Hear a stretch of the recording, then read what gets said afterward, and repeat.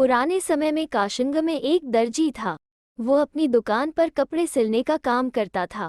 एक दिन एक कुबड़ा बाजा लेकर आया और दर्जी की दुकान के पास बजाने लगा। दर्जी को कुबड़े का गाना बहुत अच्छा लगा। दर्जी ने कुबड़े से कहा कि तुम मेरे घर चलो, आराम से रहो, खाओ पियो और गाओ बजाओ। कुबड़ा खुशी खुशी दर्जी के घर चला गया। दर्जी अपनी पत्नी से बहुत प्यार करता था। उसने अपनी पत्नी से कुबड़े के लिए खाना तैयार करवाया। दर्जी की पत्नी ने स्वादिष्ट मछली बनाई, फिर तीनों भोजन करने बैठ गए। कुबड़ा कांटा निकाले बिना ही मछली खाने लगा। तभी कुबड़े की सांस रुक गई और वो बेहोश हो गया। ये देखकर दर्जी बहुत डर गया। वो सोचने लगा कि यदि कोतवाल को पता चल गया तो वह मुझ पर इसकी हत्या का आरोप लगा देगा। वो बेहोशी की हालत में कुबड़े को उठाकर हकीम के दवाखाने में ले गया। दर्जी ने जब दरवाज़ा खटखटाया तो हकीम की नौकरानी ने दरवाज़ा खोला। नौकरानी को 5 मुद्राएं देकर दर्जी ने कहा कि हकीम जी से कहो कि मेरे मित्र का उपचार करें। नौकरानी तो हकीम को सूचना देने के लिए ऊपर चली गई। पीछे से दर्जी ने कुबड़े को उठाकर दरवाजे के सहारे खड़ा कर दिया और स्वयं वहां से चला गया। हकीम ने सोचा कि 5 मुद्राएं देने वाला जरूर कोई अमीर आदमी होगा। वो इलाज पर भी बहुत खर्चा करेगा। हकीम ने जैसे ही दरवाज़ा खोला तो कुबड़ा सीढ़ियों से लुढ़कता हुआ नीचे गिर गया। हकीम ने कुबड़े को देखा तो सोचा कि वो मर चुका है। यदि बादशाह को इस बात का पता चल गया तो मैं मुसीबत में फंस जाऊंगा। हकीम ने कुबड़े को रस्सी से बांधकर पीछे रहने वाले एक व्यापारी के घर में फेंक दिया। वो व्यापारी किसी शाही पाकशाला में सामान बेचने का काम करता था। उसके घर में अनाज, दाल, घी आता रहता था। उसका काफी सामान तो चूहे खा जाते थे। इससे उसको बहुत हानि उठानी पड़ती थी। रात को जब व्यापारी घर आया तो उसने कुबड़े को चोर समझकर उसके सिर पर जोर से लाठी मार दी। लाठी के लगते ही कुबड़ा जमीन पर गिर पड़ा। व्यापारी ने सोचा कि कुबड़े की हत्या का पाप मेरे सिर लगेगा। यदि राजा को पता चल गया तो मुझे मृत्युदंड मिलेगा। ये सोचकर वो कुबड़े को उठाकर बाजार लाया और एक दुकान के दरवाजे से लगाकर खड़ा कर दिया। इसके बाद वो अपने घर आकर आराम से सो गया। कुछ ही देर में नशे की हालत में एक कसाई वेश्या के घर से निकला। कसाई जैसे ही कुबड़े से टकराया तो कुबड़ा जमीन पर गिर पड़ा।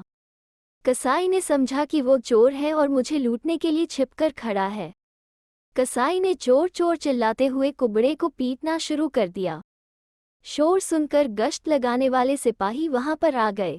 उन्होंने देखा कि कसाई कुबड़े को पीट रहा है। सिपाही कुबड़े और कसाई को पकड़कर कोतवाल के पास ले गए।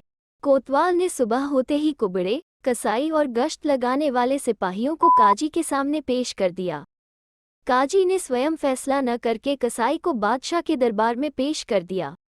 काजी ने बादशाह से कहा कि इस कसाई ने कुबड़े को पीट पीट कर मार डाला है। कानून के अनुसार यह कसाई मृत्युदंड का अधिकारी है। बादशाह ने भी कसाई को मृत्युदंड देने की घोषणा कर दी। बादशाह के आदेश पर शहर के चौराहे पर फांसी की खिड़की खड़ी की गई। शहर में मुनादी करवा दी कि कुबड़े को मारने के अपराध में एक कसाई को फांसी दी जाएगी। जो देखना चाहे वहां आ सकता है। कुछ ही देर में चौराहे पर भारी भीड़ जमा हो गई। कुबड़े का मृत शरीर और कसाई को भी वहां लाया गया। जल्लाद ने जैसे ही कसाई के गले में फांसी का फंदा डाला तो शाही रसद पहुंचाने वाला व्यापारी भीड़ में से निकलकर बोला, इस कुबड़े को मैंने मारा है। ये कसाई निर्दोष है। इसे फांसी पर चढ़वाकर मैं अपने पाप को और नहीं बढ़ाना चाहता। इस प्रकार उसने सारी बात सच सच बता दी। काजी ने कहा कि व्यापारी को फांसी पर चढ़ा दो और कसाई को छोड़ दो। काजी के कहने पर जल्लाद ने फांसी का फंदा व्यापारी के गले में डाल दिया। जल्लाद जैसे ही रस्सी खींचने लगा तो हकीम चिल्लाने लगा कि इस व्यापारी को छोड़ दो। मैंने दरवाज़ा जोर से खोला जिससे ये कुबड़ा गिरकर मर गया। काजी के आदेश पर फांसी का फंदा हकीम के गले में डाल दिया गया। जल्लाद रस्सी खींचने लगा तो दर्जी चिल्लाकर बोला, हकीम जी बेकसूर हैं, इन्हें छोड़ दो। हकीम के दरवाजे पर कुबड़े की लाश को मैंने ही रखा था। ये कुबड़ा मेरे घर भोजन कर रहा था कि मछली खाते समय इसके गले में कांटा अटक गया। मैं इसको लेकर हकीम के पास गया। मैंने समझा कि यह मर गया है, फिर मैंने इसकी लाश को हकीम के दरवाजे के सहारे खड़ा किया और वहां से भाग गया। सारी बात सुनकर काजी ने दर्जी को फांसी देने का आदेश दे दिया। तभी बादशाह के खास आदमियों ने आकर फांसी रुकवा दी और वे दर्जी, हकीम, व्यापारी तथा कसाई को राजा के दरबार में ले गए। वास्तव में वो कुबड़ा विदूषक था और राजा का मनोरंजन करता था। जब कुबड़ा उस दिन दरबार में नहीं पहुंचा तो बादशाह ने कहा, आज कुबड़ा कहाँ है? राजा के नौकरों ने कहा, हुजूर, वो कल शाम यहाँ से शराब पीकर गया था। हमने चौराहे पर इसका मृत शरीर देखा।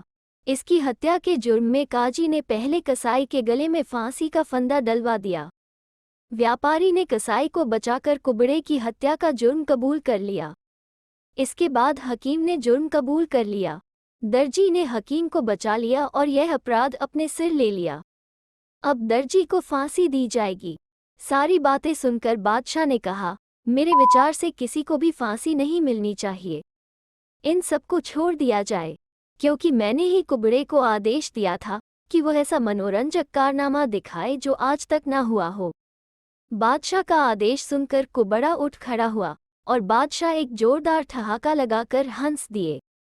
तो दोस्तों, कैसी लगी आज की कहानी? अगर अच्छी लगे तो शेयर, लाइक और चैनल को सब्सक्राइब ज़रूर करें। फिर मिलते हैं एक नई कहानी के साथ।